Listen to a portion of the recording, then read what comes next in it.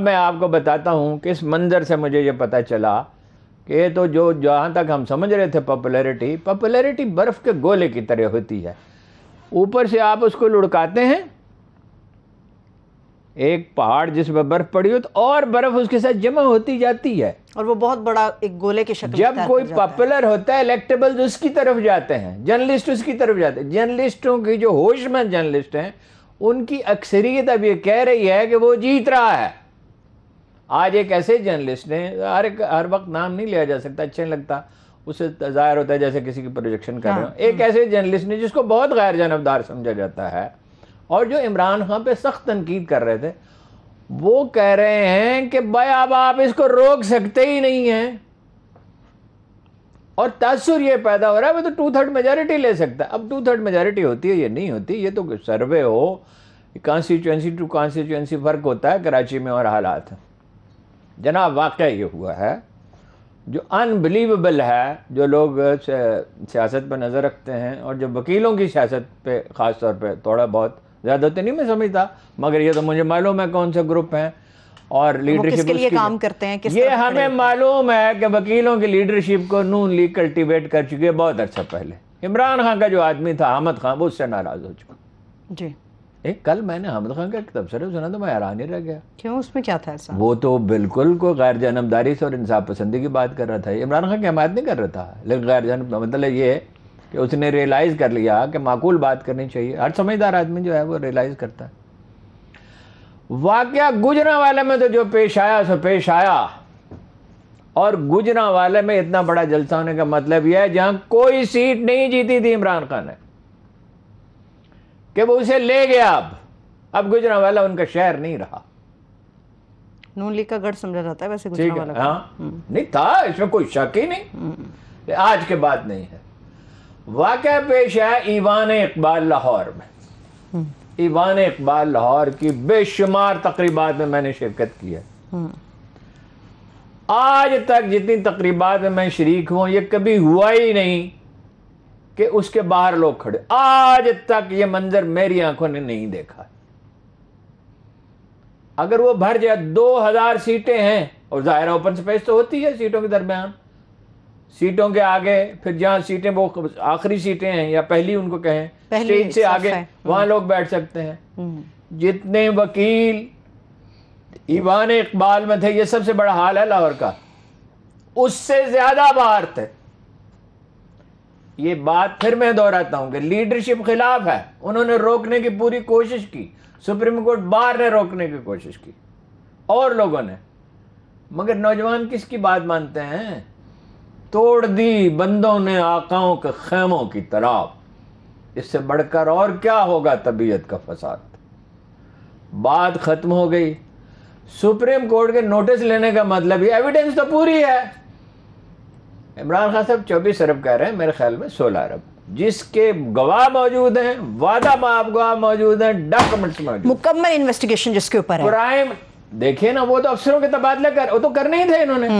آخر حکومت میں آئے کس لیے؟ حافظ جی کھیر کھانے کے لیے حافظ جی بنے تھے نا.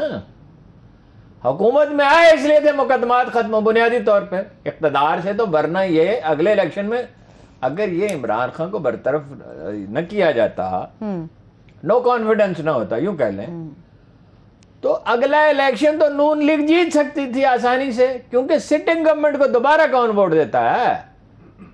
یہ تو ایکسیپشنلی ہوتا ہے. پختونخوا میں ایک واقعہ ہوا ہے پاکستان کی تاریخ میں، ورنہ یہ نہیں ہوتا. پھر ورنہ داندلی، جیسے بھٹو صاحب نے داندلی کر کے جیتنے کی کوشش کی، بھٹو جیت سکتا تھا ویسے، لیکن وہ تو داندلی، کیونکہ اپوزیشن وہ اتنا خوف پیدا کیا کہ اپوزیشن ایک تو متحد ہو گئی، دوسرا یہ کہ 2/3 میجارٹی لینے کی کوشش کی.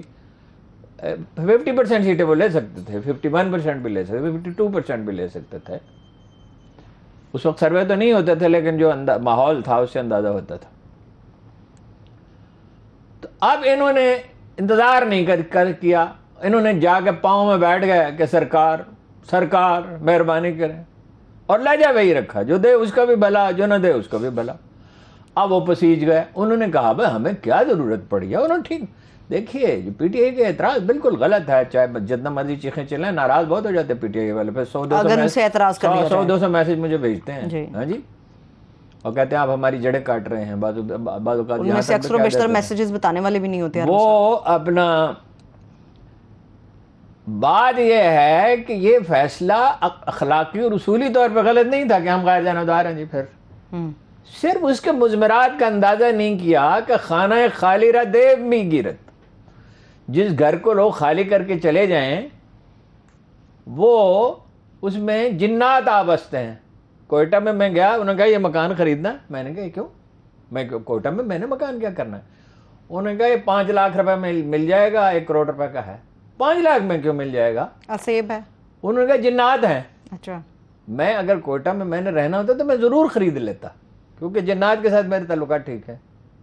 نہ جنات نے کبھی مجھے تنگ کیا ہے، نہ ہم نے کبھی جنات کے ساتھ لڑائی کی ہے. ٹھیک ہے. بات یہ ہے کہ وہ امریکیوں نے اس خلا کو پر کیا، یہ اسیس نہیں کر سکے. ابھی زہیر الاسلام صاحب کے یہاں شادی تھی، جنرل زہیر زہیر، معلوم نہیں ان کی صاحبزادی کہ میں نے پوچھ نہیں سکا، ابھی مجھے پوچھنے چاہیے تھا، میرے ذہن سے اتر گیا.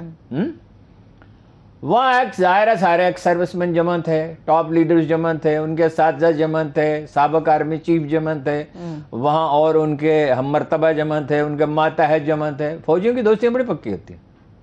اور ایک فوجی جو ہے نا وہ چترال سے لے کے تو کراچی تک ہر کہیں نوکری کرتا ہے.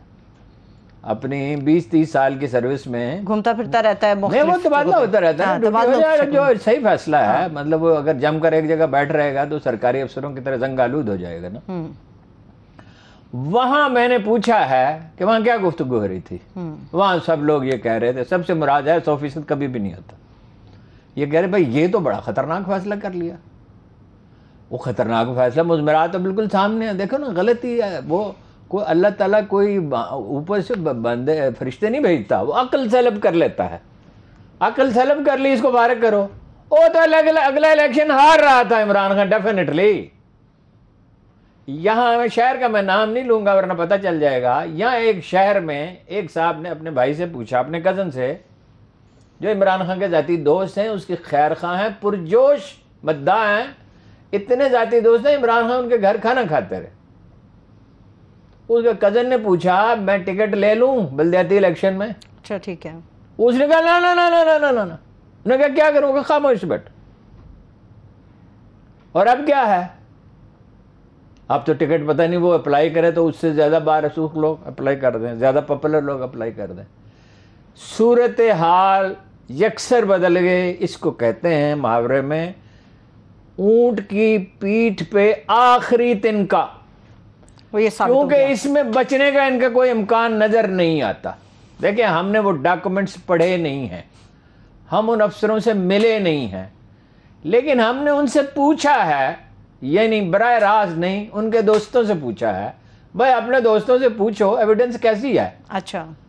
ایک ایسے افسر نے جسے میں 10-15 سال سے جانتا ہوں، اور میں یہ ذاتی طور پہ یعنی میری ملاقات ہے، جس کا گھر میرا، جس کے ہاں میرا آنا جانا ہے، جس سے میں بے تکلفی سے بات کر سکتا ہوں، جو مجھ سے سیکرٹ شیئر کر سکتا ہے، جس سے میں اپنے سیکرٹ شیئر کر سکتا ہوں، اس طرح کی دوستی، اور جو کبھی جھوٹ نہیں بولتا. کبھی چند لوگ ہوتے ہیں نا دنیا میں 1% یا 1% سے بھی کم، جو کبھی کسی حال میں بھی جھوٹ نہیں بولتے. اس نے کہا پوری ایویڈنس ہے، پوری. ایک ذمہ دار افسر کہہ رہا ہے کہ پوری ایویڈنس ہے. اچھا. ایسی ایویڈنس کہ جس میں عدالت میں لازماً سزا ہو جائے گی. اب انہوں نے کہا افسر بدلے، آج 34 افسر تو آج بدل دیے، کل